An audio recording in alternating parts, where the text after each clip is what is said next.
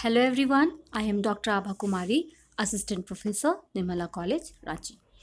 Today our topic of discussion is from ISC Second Year Mathematics and the topic is invertible matrices. In the last lecture we have seen how can we solve the invertible matrices, that means how can we find the inverse of a matrix. Okay, so today we will see some more results on invertible matrices. The first result is let A, B and C be any three square matrices, this square matrix, then each of order n. This is very important कि आपकी A, B और C जो तीनों के तीनों matrix है वो square होने चाहिए और तीनों के ऑर्डर क्या होने चाहिए same, such that A B into equal to A into C. अगर ऐसा है होगा और अगर ए आपका नॉन सिंगुलर हो, if A is non singular then B equal to C. That means कि अगर आपका ए बी सी कोई थ्री स्क्वायर मैट्रिसेस है तो ए के साथ दूसरे वाले का मल्टीपल करके हमें ए के साथ पहले का तीसरे के साथ मल्टीपल करके जो रिजल्ट मिलेगा वो क्या होंगे, आपस में इक्वल होंगे.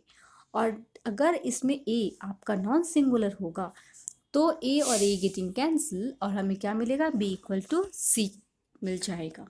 Second one, if A and B are invertible square matrices of same order, then A into B is also invertible.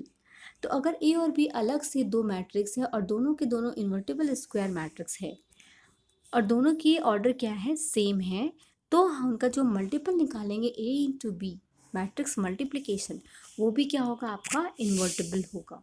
और इसके लिए एक रिजल्ट हमें मिलेगा, वो है A इंटू बी का inverse equal to B inverse into A inverse. Generally हम लोग क्या करते हैं, जैसे कोई भी 2 इंटू 3 लिखा तो 3 इंटू 2 लिखते हैं, लेकिन जब हम इन्वर्स की बात करते हैं तो A इंटू बी का इन्वर्स है तो हम उसको जस्ट अपोजिट बी इन्वर्स पहले और ए इन्वर्स को फिर बाद में लिखते हैं. ठीक है, so this result is very important. You can never write A B whole inverse equal to A inverse into B inverse. ऐसा अगर हम लिखते हैं तो ये क्या होगा, आपका गलत होगा. हमें क्या लिखना है, हमें लिखना है A B inverse equal to B inverse then A inverse. Okay, और इसके ऊपर हम लोग कुछ प्रॉब्लम देखेंगे आज के लेक्चर में. Now third one, if A is invertible square matrix then A dash is also invertible. अगर ए इन्वर्टिबल है तो ए डैश भी क्या होगा, आपका इन्वर्टिबल. ए डैश का मतलब ट्रांसपोज ऑफ अ मैट्रिक्स. तब हमें ए ट्रांसपोज का जो इन्वर्स है वो हमें ए इन्वर्स के ट्रांसपोज के बराबर मिलेगा. Okay, not fourth one, if A is invertible symmetric matrix then A inverse is also symmetric. अगर ए आपका इन्वर्टिबल सिमेट्रिक मैट्रिक्स है तो अगर इनका हम इन्वर्स निकालते हैं तो वो भी क्या होगा, सिमेट्रिक होगा. तो यहाँ सिमेट्रिक से हमारा क्या मतलब है, सिमेट्रिक से हमारा मतलब है कि अगर कोई भी मैट्रिक्स का रो के कॉलम में चेंज कर दे तो हम क्या देखते हैं कि पहले वाले मैट्रिक्स का जो चेंज वाले मैट्रिक्स है दोनों के दोनों क्या होंगे, बिल्कुल सेम होते हैं. जैसे हम एक एग्जांपल देखते हैं, अगर ए हमारे पास 1 है, ठीक है, 2 है और 6 है, ठीक है, अगर इसका ट्रांसपोज निकालते हैं तो हमें क्या मिलेगा, ये अब रो वाला कहाँ चला जाएगा, ये रो वाला अब कॉलम में चला जाएगा तो ये 1 और 2 हो जाएगा, और ये वाला फिर कहाँ चला जाएगा, फिर से कॉलम में, तो यहाँ से 2 लिखेंगे, यहाँ से 6 लिखेंगे. लेकिन देखो हमने चेंज किया तो भी दोनों में कोई अंतर है, दोनों बिल्कुल सेम है. तो ऐसे मैट्रिक्स को हम क्या कहते हैं, सिमेट्रिक मैट्रिक्स कहते हैं. Fifth one, if A and B are non-singular matrices of same order, then adjoint of A into B, that is पहले हम A B का मल्टीप्लिकेशन फाइंड करेंगे फिर उनका हम एडजॉइंट निकालेंगे इस तरह से. तो ये जो है ये हमारे किसके बराबर होगा, adjoint of B into adjoint of A के बराबर होगा. ठीक है, six one, if for N E square matrix adjoint of A फिर उसकी ट्रांसपोज, पहले एडजॉइंट ऑफ ए फाइंड कर लेंगे फिर उसका जो ट्रांसपोज निकालेंगे वो हमारा इक्वल होगा एडजॉइंट और ए का ट्रांसपोज. मतलब ए ट्रांसपोज पहले आपने निकालना है फिर वहाँ पे उसका एडजॉइंट निकालना है. और इसमें क्या है, एडजॉइंट ऑफ ए पहले निकालनी है फिर उसकी ट्रांसपोज निकालनी. तो ये दोनों वैल्यू क्या होंगे, आपस में इक्वल होंगे. ठीक है, seven number, if A is not singular square matrix of order N then adjoint of A का मॉड दैट इज डिटर्मिनेंट जो है वो किसके बराबर होगा, डिटर्मिनेंट ऑफ ए का पावर n-1। सेकेंड वन, इसी में अगर एडजॉइंट ऑफ ए निकालें मतलब दो बार एडजॉइंट, पहले एडजॉइंट ऑफ ए हम कुछ मैट्रिक्स फाइंड करेंगे, फिर उस मैट्रिक्स जो फाइंड किया उसका फिर से हम एडजॉइंट निकालेंगे, तो वो जो वैल्यू होगा वो क्या होगा, mod of A that is determinant of A का पावर n-2 इंटू ए के बराबर होगा। तो ये कुछ प्रॉपर्टीज़ है। अब इस प्रॉपर्टी के ऊपर हम जो सबसे इंपॉर्टेंट है वो कुछ प्रॉब्लम देख लेते हैं, ठीक है। तो हमारा प्रॉब्लम है आज का, if A equals to 3,725 and B equal to 6,789 verify that A B inverse equal to B inverse into A inverse. Generally ये क्वेश्चन जो है कॉम्पिटिटिव एग्जाम में ज़्यादा पूछे जाते हैं, लेकिन ये जो ऑब्जेक्टिव में भी ये क्वेश्चन पूछा जाता है आपका कि ये क्या होगा बताइए फॉर द 1 मार्क्स, और इसके ऊपर प्रॉब्लम अगर पूछाएंगे तो वो आपके 4 मार्क्स के बहुत छोटे से सिंपल से क्वेश्चन होते हैं, ठीक है। तो देखते हैं हम लोग कैसे इसको सॉल्व करेंगे। तो पहले हमें दिया गया ए का वैल्यू क्या है 3,275 और मैट्रिक्स बी की वैल्यू है 6,789। तो सबसे पहला हमारा काम क्या होता है, जब ये इनवर्स निकालते हैं पहले हम निकालते हैं उनका डिटर्मिनेंट, सॉल्व करते हैं और देखते हैं कि उनका डिटर्मिनेंट का वैल्यू कितना है। तो डिटर्मिनेंट ऑफ ए पहले निकालेंगे, डिटर्मिनेंट ऑफ ए निकालेंगे तो हमें क्या मिलेगा 15 - 14 दैट इज 1, जो कि क्या है 0 के बराबर नहीं है, मतलब कैसा है, नॉन सिंगुलर है। अब फिर डिटर्मिनेंट ऑफ बी निकाले, डिटर्मिनेंट ऑफ बी क्या हो गया 54 - 56, ये मिला -2, अगेन नॉट इक्वल टू 0, मतलब बी भी क्या हो गया हमारा नॉन सिंगुलर। अब क्योंकि दोनों हमें नॉन सिंगुलर मिल गए ए बी बी बी, तो क्या होगा ए इनवर्स और बी इनवर्स क्या होंगे, एग्जिस्ट करेंगे। तो एग्जिस्ट करेंगे तो अब इसका कोफैक्टर निकालते हैं पहले। तो पहले ए के लिए कोफैक्टर फाइंड करते हैं, तो ए का कोफैक्टर क्या होगा, तो डिटर्मिनेंट ऑफ ए के कोफैक्टर हो जाए पहले a11 मिला हमें 5, a12 मिला -7, a21 मिला है -2, a22 मिला है 3। ये मैंने आपको बहुत बार बता दिया है, इसलिए अब इसके डिटेल में हम नहीं जा रहे हैं। आप लोग जिनको समझ में नहीं आ रहा है वो प्लीज़ प्रीवियस लेक्चर्स को एक बार देख ले।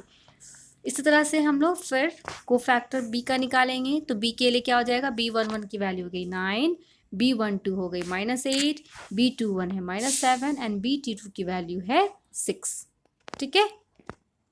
अब इन सारे वैल्यूज़ को लेते हुए हम क्या बनाएंगे, हमारा एडजॉइंट ऑफ ए बनाएंगे।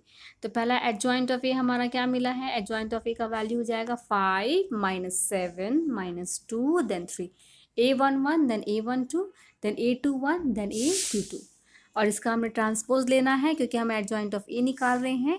तो इसका ट्रांसपोज क्या मिल जाएगा हमें 5 - 2 - 7 देन 3, तो ये हमें मिल गया हमारा एडजॉइंट ऑफ ए। अब आते हैं बी पे, तो एडजॉइंट ऑफ बी क्या हो जाएगा, एडजॉइंट ऑफ बी होगा हमारा 9 - 8 - 7 देन 6, और इसका ट्रांसपोज रख लेंगे तो ट्रांसपोज मिला के हमें मिल गया 9 - 7 - 8 देन 6। तो adjoint of A adjoint of B दोनों हमें मिल गया। अब आते हैं हमारे क्वेश्चन पे, तो क्वेश्चन में हमें क्या निकालना है, हमें निकालना है ए इनवर्स बी निकालना है। यहाँ देखो ए इनवर्स अलग से निकालनी है, बी इनवर्स अलग से निकालनी है, और ए इंटू बी का भी इनवर्स निकालना है। तो 1 बाय 1 सारे फाइंड करते हैं। तो पहला हमारा है ए इनवर्स, तो ए इनवर्स के लिए फॉर्मूला क्या हो जाएगा, adjoint of A divided by determinant of A that is equals to what, is 1, determinant of a is what 1, therefore the adjoint of a का वैल्यू पुट करते 5 - 2 - 7 एंड 3। फिर आते बी इनवर्स पे, तो बी इनवर्स का value क्या, that is B का inverse निकाल रहे हैं ना, तो इसके लिए फॉर्मूला क्या हो जाएगी, adjoint of B divided by determinant of B का वैल्यू। तो डिटर्मिनेंट ऑफ बी जो निकाले मॉड बी, तो मॉड बी की वैल्यू क्या आ गई हमारे -2 मिली है यहाँ पे, तो इस वैल्यू को यहाँ पे पुट करेंगे और एडजॉइंट ऑफ बी हमारा हो गया 9 - 7 - 8 एंड 6, ओके। तो ये हमें मिल गया बी इनवर्स की वैल्यू, ये मिल गई हमें ए इनवर्स की वैल्यू, दोनों वैल्यू को रख लेते हैं। अब आते हैं एडजॉइंट ऑफ ए बी निकालना, क्योंकि हमें प्रोडक्ट देखो, या तो हम ए इंटू बी निकाल के पहले ए इंटू बी निकाल ले और फिर उसका हम इन्वर्स फाइंड करें, लेकिन क्योंकि हमने प्रॉपर्टी पढ़ा है और प्रॉपर्टी से हमें क्या पता है कि एडजॉइंट ऑफ ए बी जो है वो किसके बराबर होता है, adjoint of A and then adjoint of B के बराबर होता है। इसीलिए हम लोग क्या करेंगे, हम लोग ये प्रोसेस को अप्लाई नहीं करते हुए हम लोग डायरेक्ट अप्लाई कर रहे हैं ये फॉर्मूला को। तो फॉर्मूला में क्या है, adjoint of A B equal to adjoint of A into adjoint of B.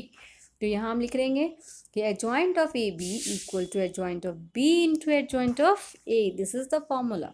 Adjoint of A B is adjoint of B into adjoint of A. अभी हमने प्रीवियस जो प्रॉपर्टीज़ पढ़ा लास्ट पेज में उसमें यही था। तो ये लिखते हैं, वैल्यू सारे पुट कर देंगे तो ये कितना हो जाएगा, 9 - 7 - 8 एंड 6 देन 5 - 2 - 7 एंड देन 3। तब हमें मल्टीप्लिकेशन अप्लाई करना है। मल्टीप्लिकेशन आप लोग खुद से करिए और खुद से करके वैल्यू निकालिए। देखिए आपको वैल्यू मिलेगा 94 - 39 - 82 देन 34। ओके, तो हमें ए बी का होल इनवर्स निकालना है। तो ए बी का होल इनवर्स के लिए फॉर्मूला क्या हो जाएगा, ए बी होल इनवर्स के लिए फॉर्मूला हो जाएगा आपका adjoint of A B divided by mod of A B. तो मॉड ऑफ ए बी का मतलब क्या, mod A into mod B, again from the property. तो ये आ गया आपका एडजॉइंट ऑफ ए बी की वैल्यू हमने रख लिया, और mod A into mod B की वैल्यू -2, क्योंकि मॉड ए की वैल्यू आपकी क्या है 1 है।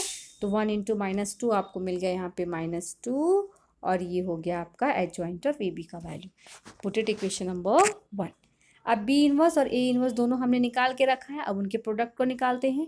तो B inverse into A inverse, तो यहाँ देखो बी इनवर्स की वैल्यू ये वाली है और ए इनवर्स की वैल्यू ये वाली, तो रखते हैं। तो -1/2 बाहर हो जाएगा। वैल्यू यहाँ पे आ गए 9 - 7 - 8 देन 6 इंटू 5 - 2 - 7 देन 3। अब फिर से आप लोग दोनों को मल्टीप्लाई करके रिजल्ट निकालिए, या हम डायरेक्ट लिख रहे हैं -1/2 इन वो bracket matrix and then 94 - 39 - 82 then 34। तो देखो इक्वेशन नंबर 1 और इक्वेशन नंबर 2 से दोनों वैल्यू कैसे दिख रही है, दोनों के दोनों वैल्यू क्या है, सेम है। इसका मतलब कि ए बी का जो इन्वर्स है वो B inverse into A inverse के क्या हो गया, बराबर हो गया। तो हम लिख रहे हैं therefore from 1 and 2 we have A B inverse equal to B inverse into A inverse. तो इसी तरह से आपने भी सॉल्व करना है। जनरली अभी आपके स्टैंडर्ड में क्लास 12 में ये 2x2 मैट्रिक्स के लिए ही पूछा जाएगा। हायर स्टैंडर्ड में ये आपका 3x3 के लिए पूछा जाता है। ओके, तो नेक्स्ट डे हम लोग कुछ और प्रॉब्लम्स करेंगे। तब तक के लिए आप लोग इसके प्रॉब्लम्स बुक से बनाते रहिए। कुछ डाउट हो तो आप मुझे कमेंट बॉक्स में कमेंट करके पूछ सकते हैं। Thank you all.